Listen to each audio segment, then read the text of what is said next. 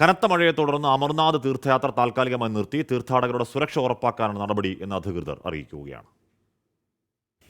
ഇന്നലെ രാത്രി മുതൽ ബൽതാൽ പഹൽഗാം റൂട്ടുകൾക്കിടയിൽ കനത്ത മഴയാണ് പെയ്യുന്നത്. സുരക്ഷാ മുൻകരുതൽ എന്ന നിലയിലാണ് ഗുഹാക്ഷേത്രത്തിലേക്കുള്ള 2 റൂട്ടുകളിലും യാത്ര താൽക്കാലികമായി നിർത്തിവെച്ചതെന്ന് അധികൃതർ അറിയിച്ചു. കാലാവസ്ഥ മെച്ചപ്പെട്ടാൽ ഉടൻ തീർത്ഥാടനം പുനരാരംഭിക്കും. തീർത്ഥാടകർക്ക് വെള്ളവും ഭക്ഷണവും അടക്കമുള്ള സൗകര്യങ്ങൾ ലഭ്യമാണെന്നും അധികൃതർ വ്യക്തമാക്കി. സമുദ്രനിരപ്പിൽ നിന്നും 3800 മീറ്റർ ഉയരത്തിൽ സ്ഥിതി ചെയ്യുന്ന ഗുഹാക്ഷേത്രം സന്ദർശിച്ച ഭക്തരുടെ എണ്ണം ഈ സീസണിൽ 1.5 ലക്ഷം കവിഞ്ഞു. ജൂൺ 29 ആരംഭിച്ച അമർനാഥ് യാത്ര ഓഗസ്റ്റ് 19 സമാപിക്കും. കഴിഞ്ഞ വർഷം 4.5 ലക്ഷത്തിലധികം തീർത്ഥാടകരാണ് അമർനാഥ് ക്ഷേത്ര ദർശനം നടത്തിയത്.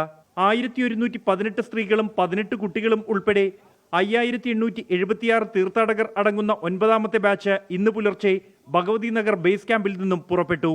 24 ഡൽഹി.